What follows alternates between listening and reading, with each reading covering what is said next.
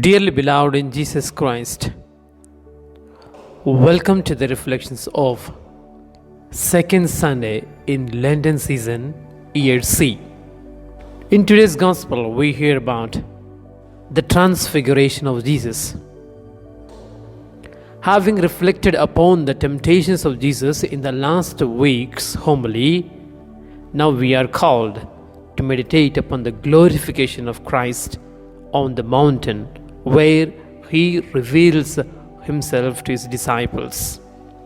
Dear brothers and sisters in Jesus Christ, the transfiguration of Jesus narrated in the Gospel today is intended to rectify the sight of Peter and his companions who were truly afraid of the Master's safety in the context of growing hatred against and opposition to Jesus.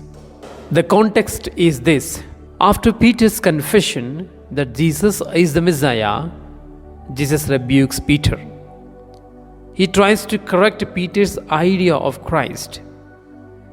Jesus is Christ, but he is not a political warrior like Messiah that Peter is thinking about, but he is like the suffering servant foretold by Isaiah. Jesus Christ is a Messiah who, through his passion, saves the entire world. He realizes his dignity through the path of suffering.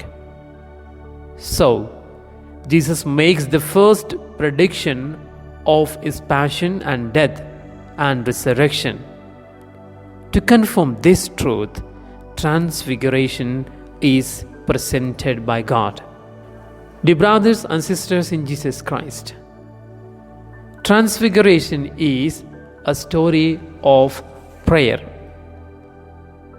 It took place when Jesus was praying. The mountains are places of prayer in the Gospel of Luke. Jesus goes frequently onto the mountains to spend time with the Father. All three personalities who appeared in the vision were men of prayer. They spent 40 days on the mountains with God. Moses, on the Mount Sinai, met God in the burning bush and was transformed. His face shone brightly and he had to cover his face. Elijah also walked 40 days and nights to Mount Horeb and met God in the gentle breeze. Peter and his companions heard the voice from the clouds about the identity and vocation of Jesus. They learn that the path of suffering that Jesus is embarking is on decreed by God, and Jesus is just doing the will of God. Their eyes were opened and they see the plan of God for Jesus. There is something in prayer that changed all these personalities. In other words, prayer leads to the transfiguration of the person. Dear friends, what happened on the Mount of Transfiguration, we can never know. But we do know that something tremendous did happen. Jesus had gone there to seek the approval of God for the decisive step he was about to take. There, Moses and Elijah appeared to him. Moses was the great lawgiver of the people of Israel. Elijah was the greatest of the prophets.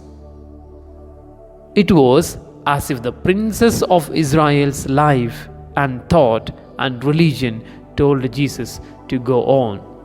Therefore, dear brethren in Jesus Christ, transfiguration is an incident where Jesus reveals himself to his disciples in prayer.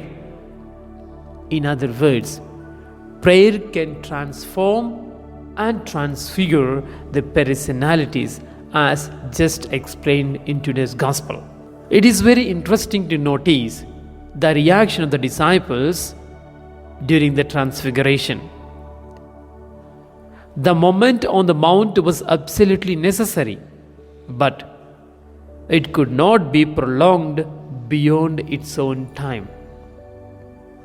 Peter, not really knowing what he was saying, would have liked to linger on the mountain top. He wished to build 3 tabernacles so that they might stay there in all the glory. But they had to descend again. Often there come to us moments that we would like to prolong indefinitely. But after the time on the mountain top, we must come back to the battle and the routine of life. The time is meant to give you to strengthen for life's struggles and battles. Therefore, we need some time to be with God, to be strengthened ourselves to battle the life's struggles. This has happened to Jesus as well. He went to the mountain to get approval of the Father, and he descended down to take up the cross. And so we are called to do the same. We are asked to go to God and transform our lives and be strengthened for the life's battle, and then come back to the routine life and win over the life's battles. Therefore, dear brothers and sisters in Jesus Christ, in just today's liturgy of the word teaches us 2 important notions about the transfiguration. The first one, transfiguration happened during prayer. So, we too can transform our lives only in prayer.